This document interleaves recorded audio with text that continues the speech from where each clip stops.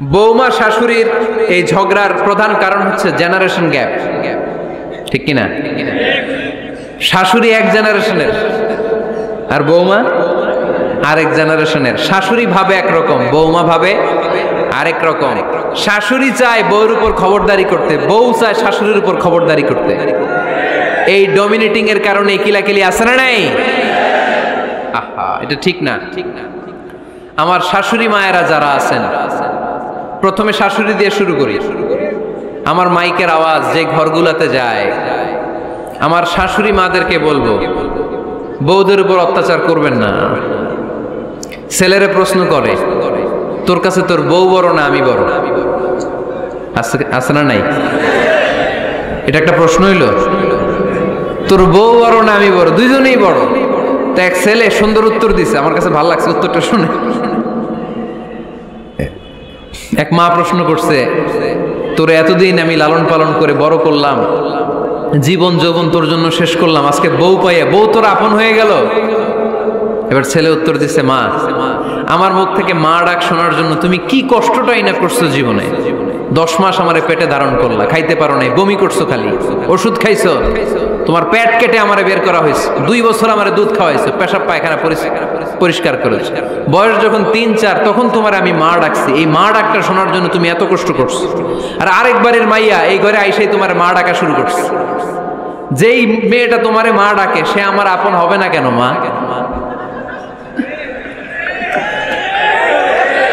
ঠিক কিনা?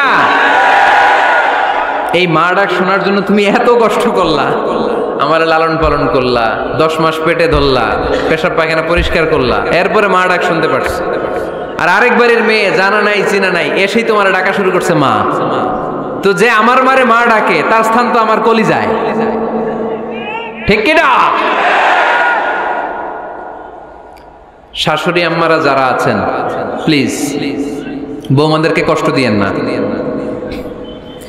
অনেক শাশুড়ি আছে পান থেকে চুন খসলে রেগে যায়, পদে পদে স্ত্রীর ভুল ধরে, বউয়ের ভুল ধরে, আছে না নাই? এটা করবেন না।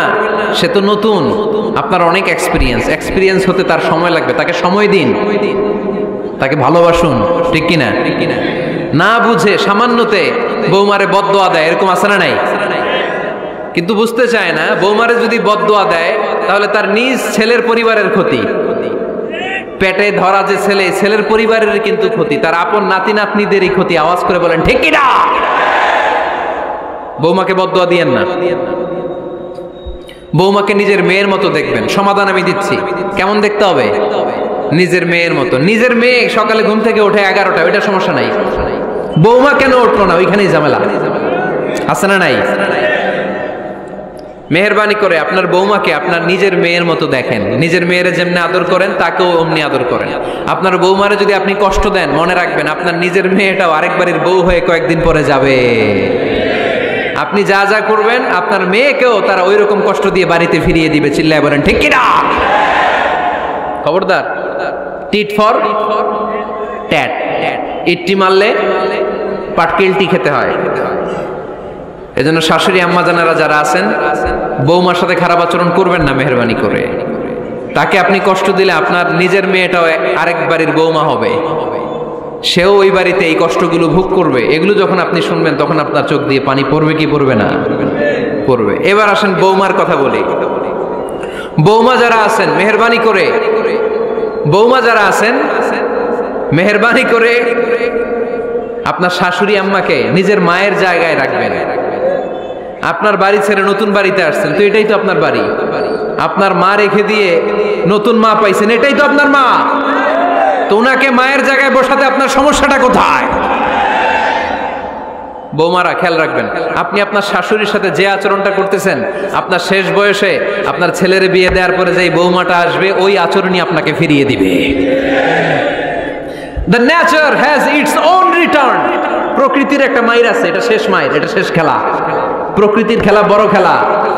আপনি আপনার শাশুড়ির সাথে যে আচরণ করবেন, আপনার শেষ বয়সে আপনি একদিন শাশুড়ি হবেন, এটা মাথায় রাখবেন। ওই আচরণই আপনি ফিরে পাবেন। আওয়াজ করে বলতে হবে ঠিক কিনা? এজন্য 9 নাম্বার পয়েন্টস হচ্ছে মিউচুয়াল রেসপেক্ট। সবাই যেন সবাইকে ভালোবাসি, দোষ ছাড়া মানুষ নাই, সবার দোষ আছে, আমরা যেন একে অন্যের দোষ না খুঁজি। বৌমারা, আপনাদের কেন যদি আমার মাইকের আওয়াজ যায়, অল্প কিছু টেকনিক অবলম্বন করলে আপনি আপনার শাশুড়ির মন জয় করতে পারবেন। শাশুড়িরা আসলে বেশি কিছু চায় না, আগের জামানার মানুষ তো, এদেরকে ওইভাবে হাত করতে হবে। মাঝে মাঝে একটু শাশুড়ির মাথায় তেল দিয়ে দেন, চুলে তেল দিয়ে দিবেন আর কি, মাঝে মাঝে চুল আশ্রয় দিবেন, এগুলো কিন্তু খুব পছন্দ করে শাশুড়িরা।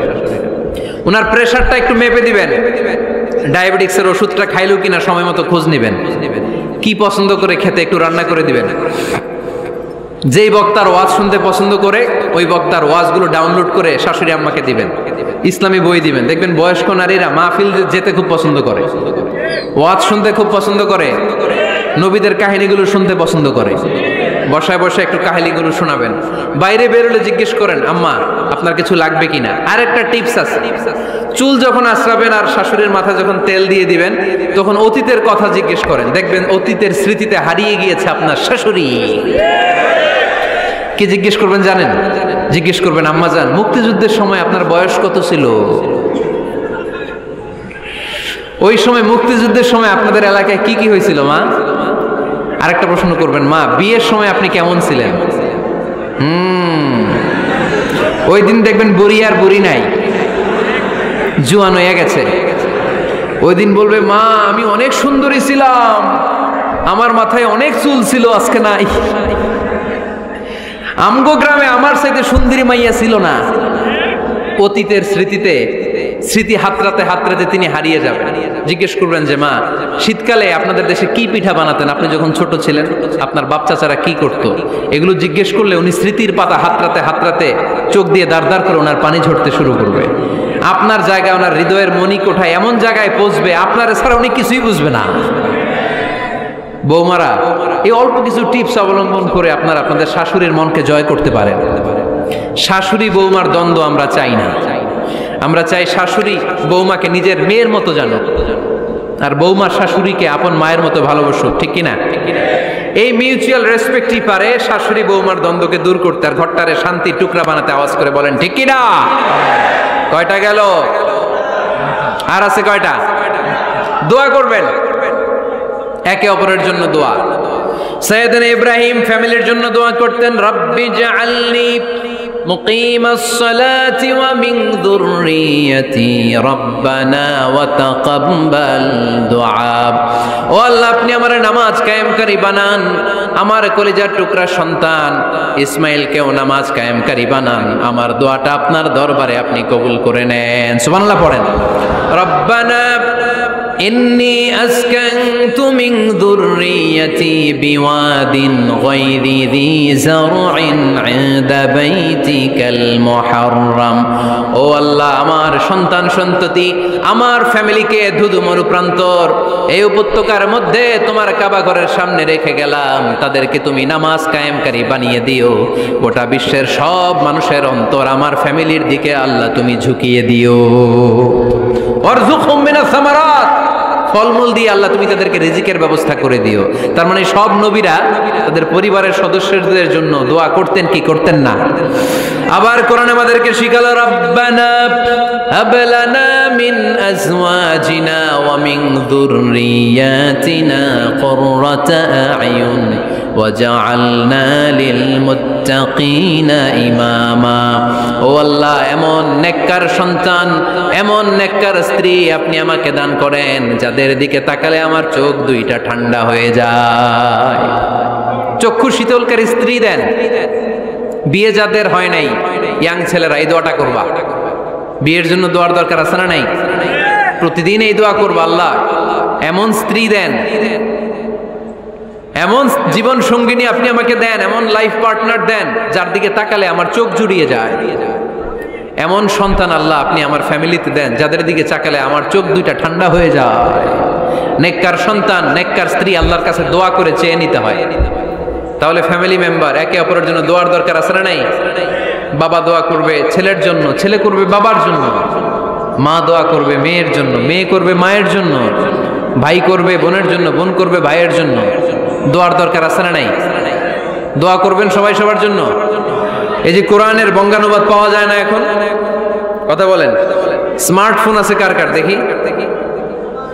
হ্যাঁ, কারা কারা স্মার্ট দেখি? হাজার হাজার স্মার্ট, মাশাআল্লাহ। এই স্মার্টফোনের ভেতরে আল কোরআন নামে বাংলায় কোরআনের একটা অ্যাপস পাওয়া যায়।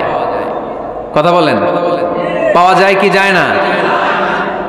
আজকে থেকে এই অ্যাপসটা ডাউনলোড করে প্রতিদিন 1 আয়াত 2 আয়াত 3 আয়াত করে পড়া শুরু করে দেন। বাঁচতে হলে পড়তে হবে, বাঁচতে হলে জানতে হবে, ঠিক কিনা? এই স্লোগান আমাদেরকে শিখায়। এই স্লোগান তো আল্লাহ, এই স্লোগান দিয়েই তো আল্লাহ কোরআন শুরু করছে, ইকরা বিসমি রাব্বিকাল্লাযী খালাক। বাঁচতে হলে জানতে হবে, বাঁচতে হলে পড়তে হবে, পড়ার কোনো বিকল্প নাই। আওয়াজ করে বলেন ঠিক কিনা? সুজানগরের ভাইয়েরা, মোবাইলের অ্যাপসের ভিতরে আমরা কোরআন রাখতে রাজি আছি তো সবাই? হাদিসের অ্যাপস ডাউনলোড করতে রাজি আছি তো? বাস রাজি আছি, ডাউনলোড করে রাইখা দেবো, আর কেউ পড়বো না নাকি? হ্যাঁ, প্রতিদিন একটা আয়াত হলেও যেন আমরা পড়ি। আল্লাহ যা বলা দরকার সব বলে দিয়ে গেছে, নতুন করে আর কিছু বলবে না। আমরা যেন পড়াশোনা করি, আমরা যেন একটা পাঠাগার বানাই। আবারও কখনো আসার সুযোগ হলে আমি জিজ্ঞেস করবো, যদি আমার মনে থাকে যে আপনাদের পাঠাগার আছে কার কার ঘরে, সেদিন সবার হাত তুলতে হবে। এমনি পারা যাবে তো? আল্লাহ তুমি তৌফিক দাও।